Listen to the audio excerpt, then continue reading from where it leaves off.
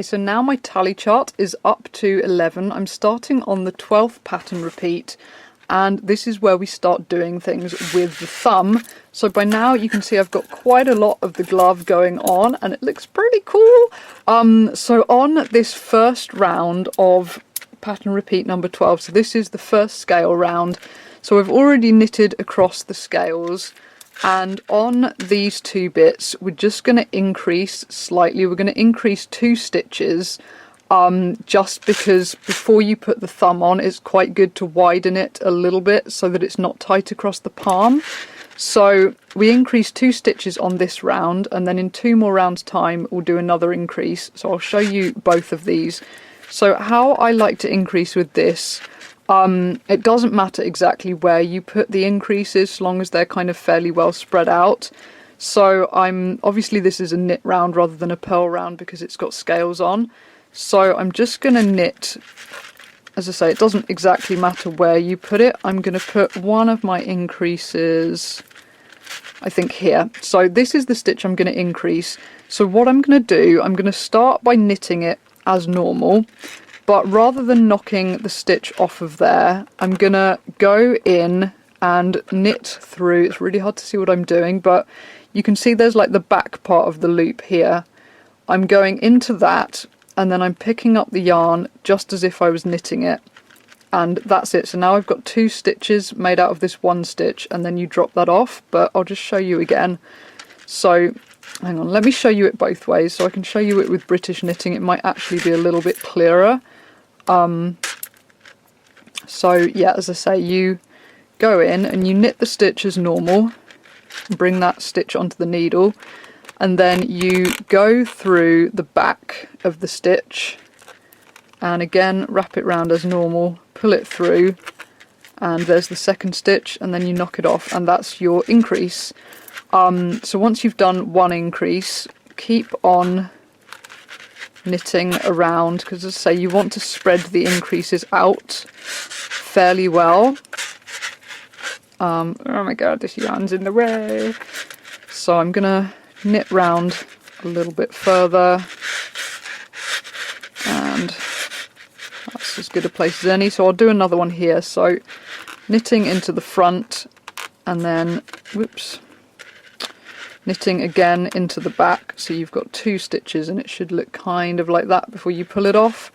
And then you can see the 2 stitches made out of 1, and then you just finish the round.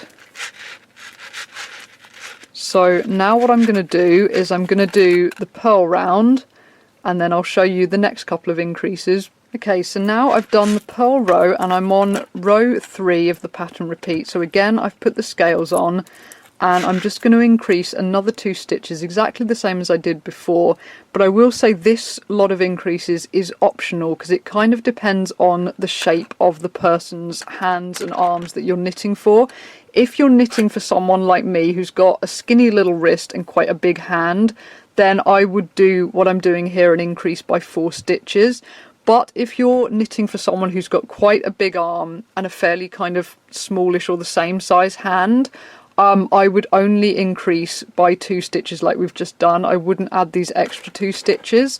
But because I'm knitting for Jamie and he's built fairly similar to me, I'm gonna increase another 2 stitches.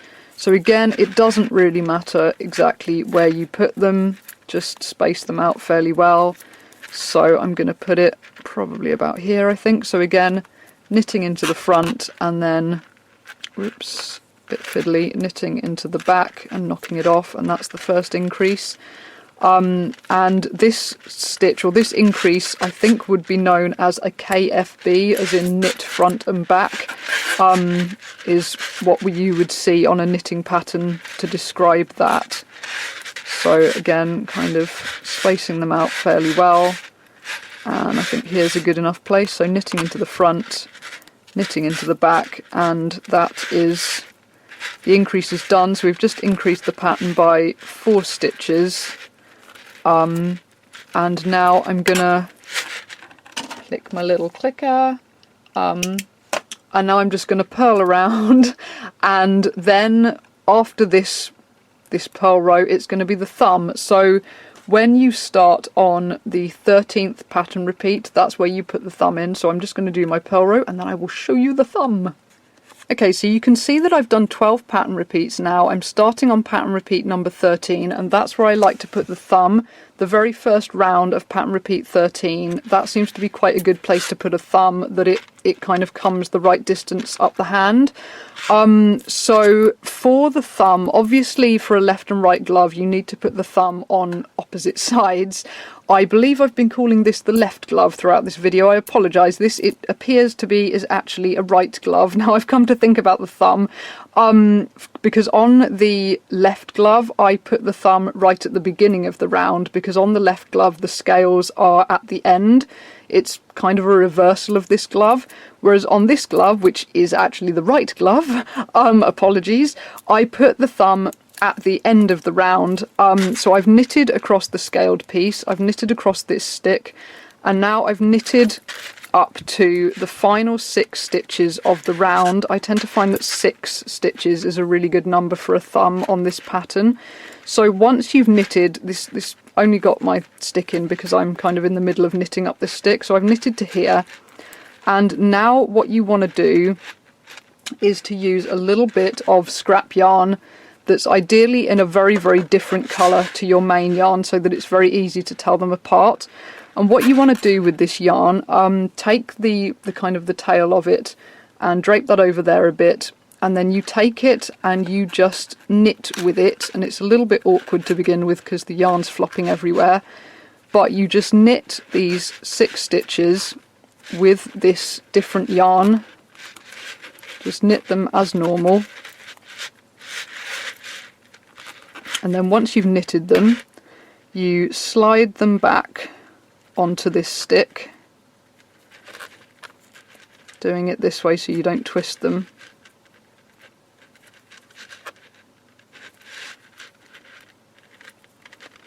And then just pull that yarn tight a bit. And then you return to your proper yarn, your proper black yarn, and you just knit those stitches again. Just be careful you don't pull the yarn right through, because obviously there's nothing anchoring it.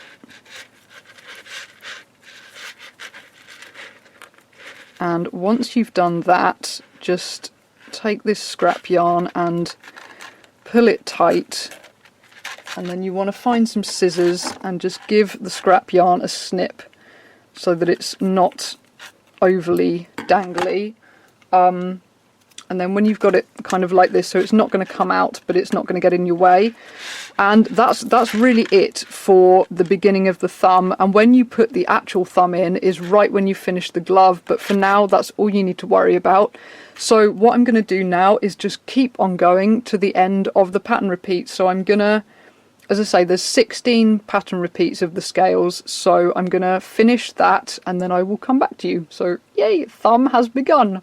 So you can see I've now got 16 on my tally chart. I've done 16 pattern repeats. The glove looks like this. This is all of the scaled parts. So all I'm going to do now to just kind of finish off the top, I'm going to do 4 more rows. So a knit row, a purl row, a knit row, a purl row. Just the same as the pattern repeat, except I'm not putting any scales on. And depending how far you want the glove to kind of come up your fingers, you could keep on extending that further.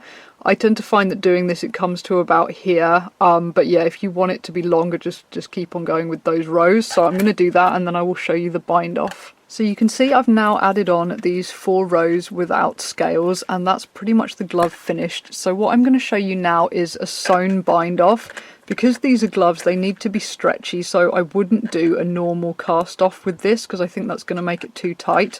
So for a sewn bind off, what you just need a darning needle, which is just kind of like a really big fat needle that's fat enough to get yarn in. So start by taking your tail of yarn and making it fairly long before you chop it off with a pair of scissors. And then get your yarn into your needle. Yarn in needle. And then starting off, you're going to go round in the same direction as if you were knitting, so going kind of this way around the glove. And to start with, oh my god, let me get my hand around here, this is really awkward.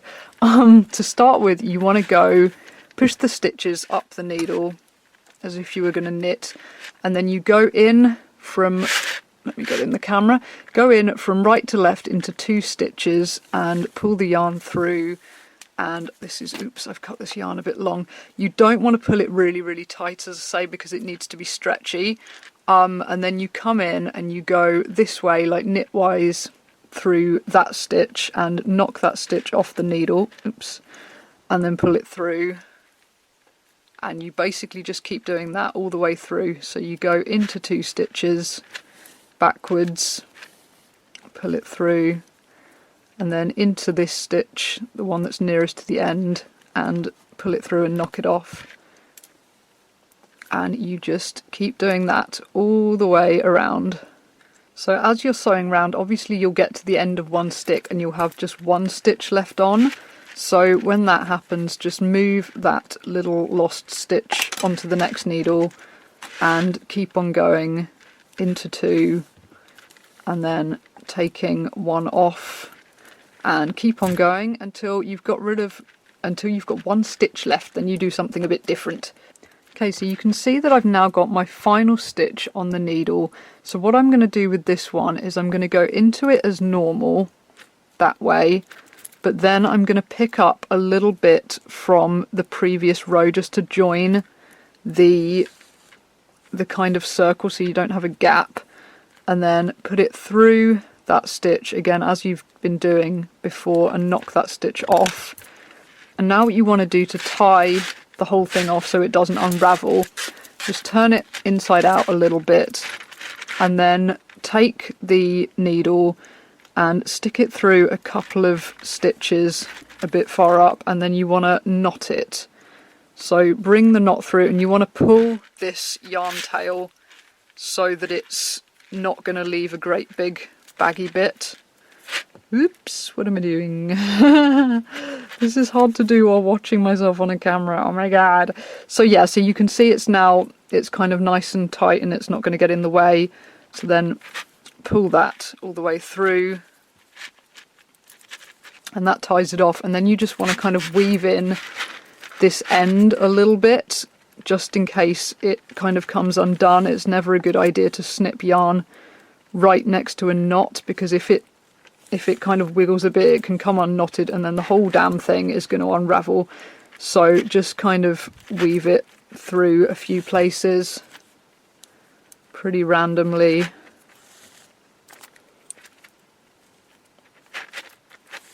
And then once it's reasonably secure, you can just snip it off. And that's the top part basically done. So you're going to want to do exactly the same weaving in process with this bottom tail piece, and then I will show you the thumb. So I've now weaved in my 2 ends and the only thing left to do is the thumb. And this is probably the one thing that might be a little bit difficult for a complete knitting beginner to grasp. So I'm going to try and zoom you in a little bit and then try and not get in the way too much with my hands. So what I'm going to do to start with, I'm going to start on this edge with the scales, so this kind of right hand corner. I'm going to start by snipping off this scrap yarn really short, and I'm just going to start with 2 needles, kind of picking up the top and bottom, because basically what you've got here, once you take the scrap yarn out, you've got 2 rows of live stitches at the top and bottom. And you do need to be very careful that you pick them all up, because it can unravel disastrously if you don't. So to start with, you can pull this yarn tail out of here, because you will find that the two bits that the tail goes through on the upper side are not real stitches. So if you just pull it up until it's standing up like this, am I on the camera? Are you on the camera? Can you see what I'm doing? I think you can. So then you just want to pick up every little stitch that the purple yarn is going through. So picking up at the top and bottom. God, oh my god, I can't see what I'm doing. Okay, I'm probably totally in the way of the camera now. Oh, this is difficult. This is difficult. I can't see what I'm doing. But yeah, you can see where the yarn goes through. That's where you want to stick your needle. And I find it easier to go step by step like this, unpicking it and picking up the stitch before I take out the yarn, because that way there's really no way of it unravelling disastrously on me, so you can see the yarn kind of zigzags up and down. If I actually get in the camera, you can see. Anyway, this scrap yarn is not a very good choice. As you can see, it's all fluffy and it's sort of disintegrating everywhere. But yeah, if you just go through, it doesn't really matter which direction you pick up the stitches, because if they come out twisted, you can always turn them around on the needle. So just pulling it out stitch by stitch. This yarn is really not a good choice. It's really way too fluffy for this. And just picking up the stitches. Sorry, I keep moving out of camera. I'm really not good at this. I've never done a knitting tutorial before, as I said, and I don't really know what I'm doing.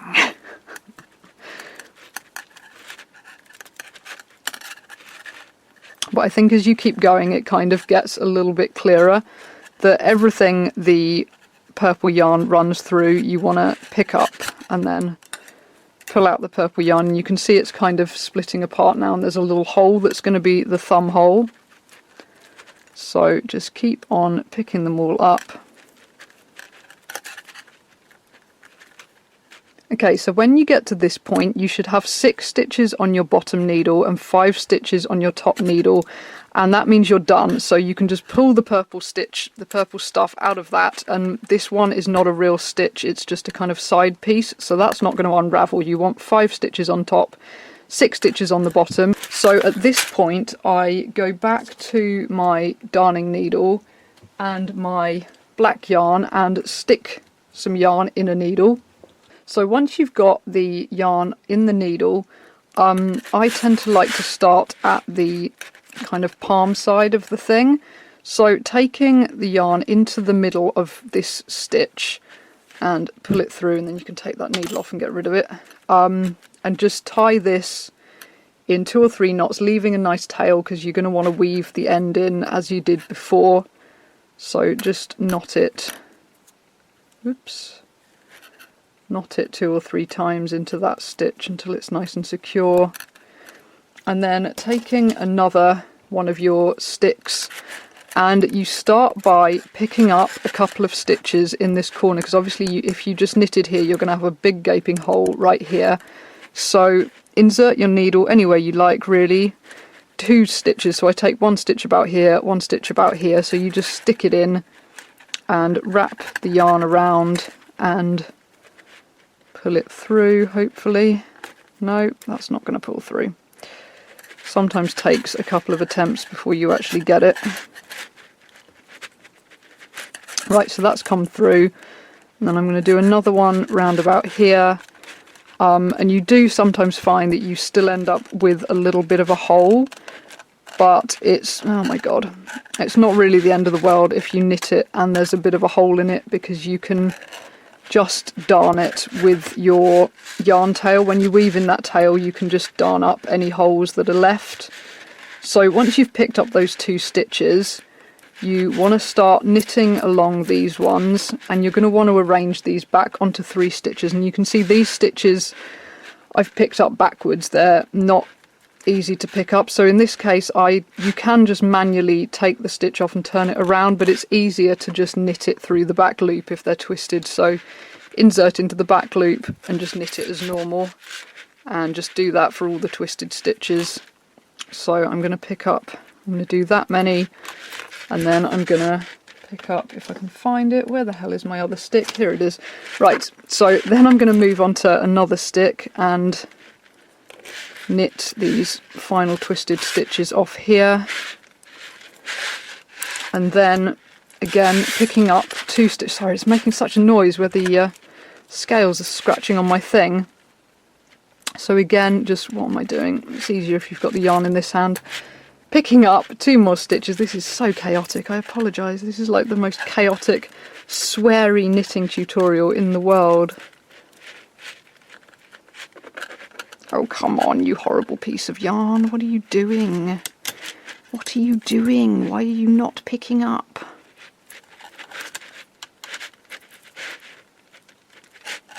Right, got ya. And another one.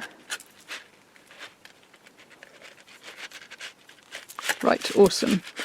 So got 2 in that corner, and then continuing round, and these stitches shouldn't be twisted, I would hope. Usually I only manage to twist 1 needle's worth of stitches. So knitting these ones normally, and you're going to want to swap to another stick so that you've got your 3 sticks so that you're arranged in a circle again. And it's a little bit more awkward when you're on a thumb because it's such a small circle. But right, that brings you round to the beginning of this new round that you've got set up in a little circle. So what you're going to do now is exactly the same as you've been doing. It can be quite useful to actually know. I tend to tuck this yarn tail in so that it's on the inside, so that I can weave it in on the inside where it's going to be nice and invisible. But I tend to arrange my sticks so that I always have 4 stitches on my final needle, so I know that that's the beginning of the round. But if you think you're going to forget, put a safety pin in there so that you know when you've gone round. And what I tend to do for the thumb, I just do 10 rounds. So because you've knitted this round, you're going to start with a purl round.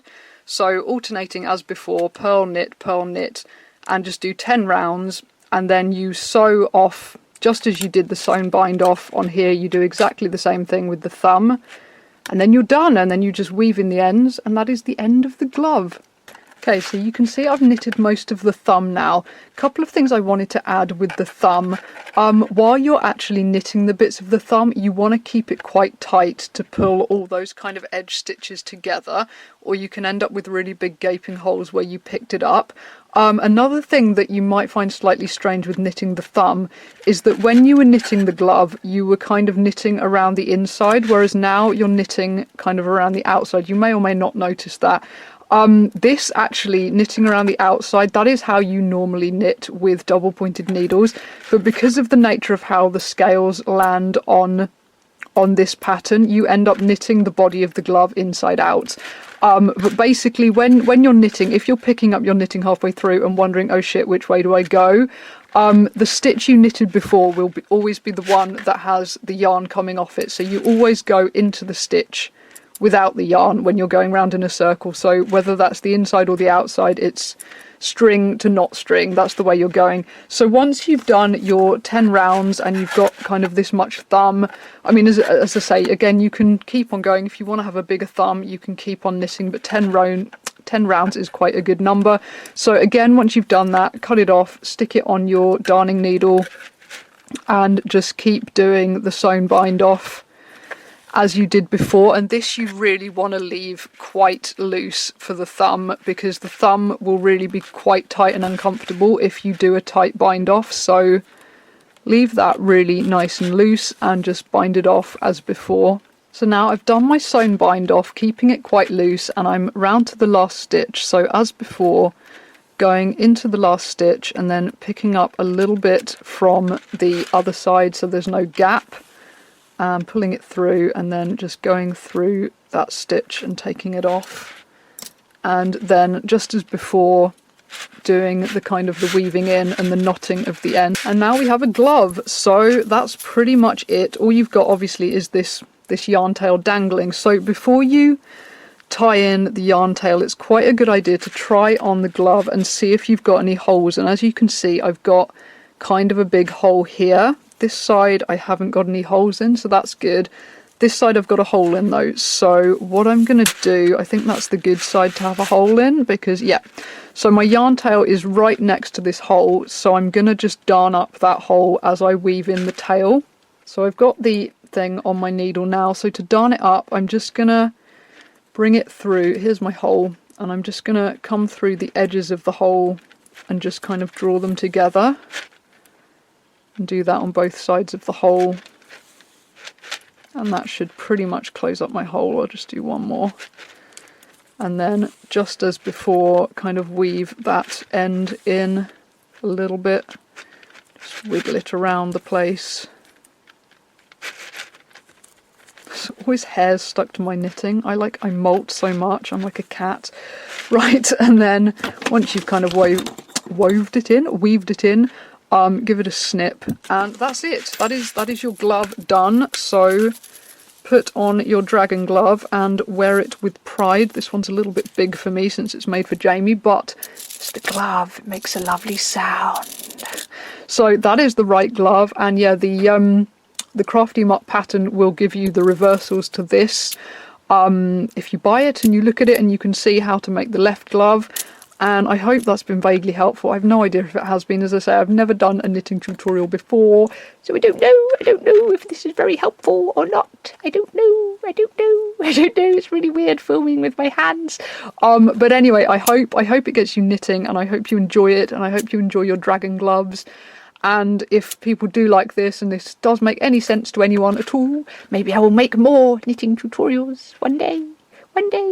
Teach you to knit other things, we shall see. But yeah, if you manage to make dragon gloves, show me them on Instagram or something. That would be awesome, right? Lovely sound. Bye-bye.